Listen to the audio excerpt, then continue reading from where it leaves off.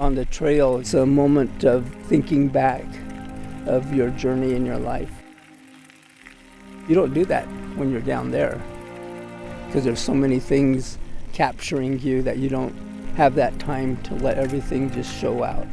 But in our heart, we feel that emotion. And then we can let it out here because everything that's out here goes back into nature. It doesn't tell anyone. That's that spirit of hope. And that's what brings life to the trail. That's why so many people want to be on the trail.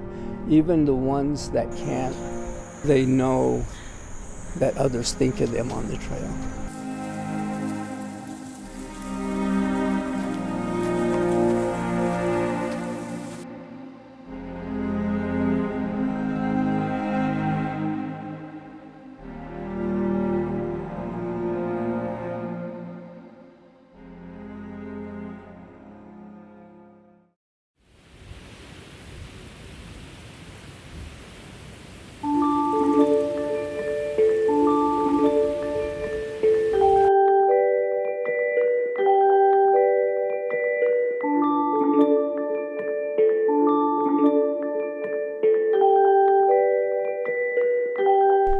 When our people were here, they noticed these seashells up along the mountainside. They recognized those as being part of a bigger water system. Where the shoreline of Lake Bonneville was, it left a bathtub ring around the edge where it eroded from wave action. Two folks that worked for the University of Utah saw a lot of people would use this shoreline just as a walking path. And so in the mid-1990s, they established the Bonneville Shoreline Trail Committee to actually come up with this 280-mile trail.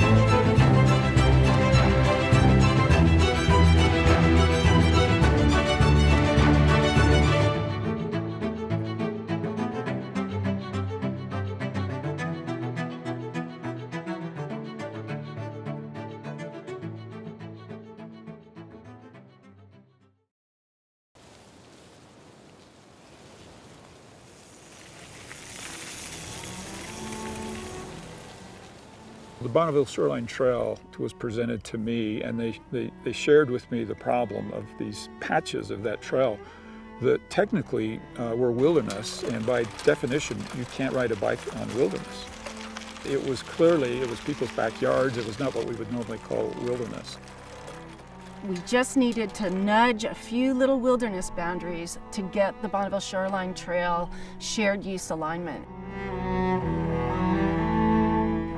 That's not an easy thing to do, to get a piece of legislation for a trail. The International Mountain Bike Association worked with Trails Utah and the Bonneville Shoreline Trail Committee to get the legislation written and pushed through Congress.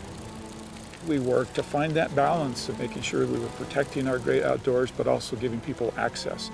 And in Congress, you'll find that even good bills don't pass sometimes.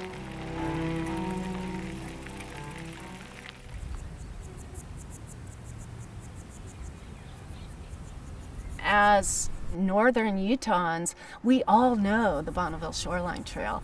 Everybody is committed to seeing the Bonneville Shoreline Trail connected.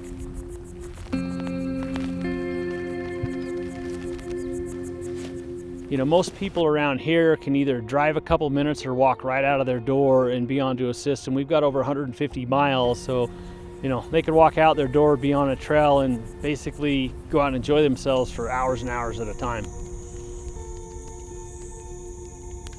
Put people on a great trail in a beautiful place, and all of a sudden they own it. They want to keep it the way it is, and they'll work to preserve it. Just think of this, people are now within a couple of minutes of this trail, it's really a nice way to partake and be part of nature in a way that really protects and preserves the environment. Health and wellness goes much further beyond physical health. We know time in nature really calms us, it organizes our mind. You get to unwind, you get to de-stress. The ability to be on a mountain bike and with a team is absolutely building resiliency in the teens. We want more trails for all, and the ability to connect multiple trailheads with the BST is just amazing.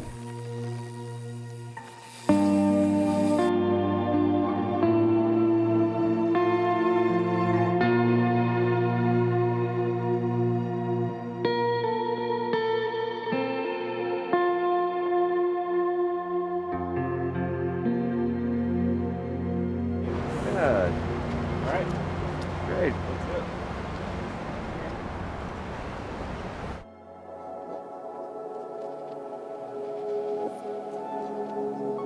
Congressman John Curtis and I put together a piece of legislation that was designed to make sure that we could create a trail that goes all the way from the border with Idaho down to Nephi, Utah. We worked really hard with Senator Romney to find sections of land that we could actually trade out that should be wilderness but weren't wilderness. Then we had the task of convincing the rest of Congress that it was actually a good idea. Mr. Speaker, I rise in support of the passage of the Bonneville Shoreline Trail Advancement Act.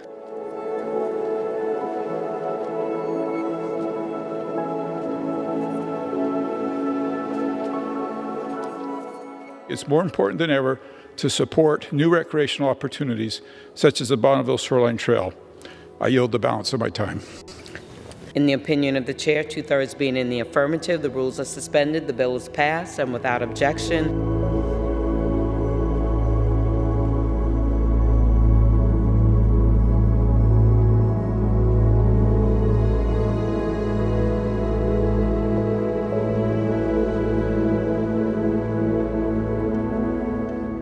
Now that the Bonneville Shoreline Trail Advancement Act is in place, we really need to focus on land acquisition.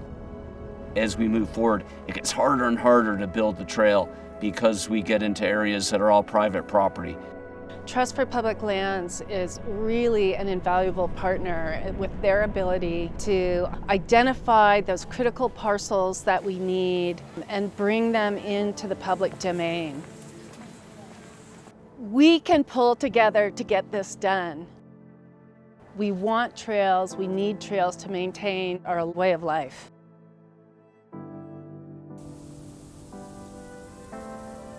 If we get out of the house and away from the screens, we look at the trees, we look at the water, we see the mountains, the valleys, and it helps us remember what's important in life.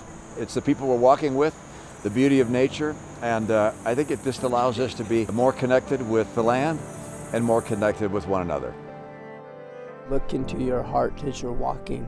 Your memories will be jarred by different feelings as you walk. You'll feel a cool breeze and then it reminds you something of your youth. You may feel no breeze at all and that reminds you of someone that has passed. You feel those breezes as you're growing in your life.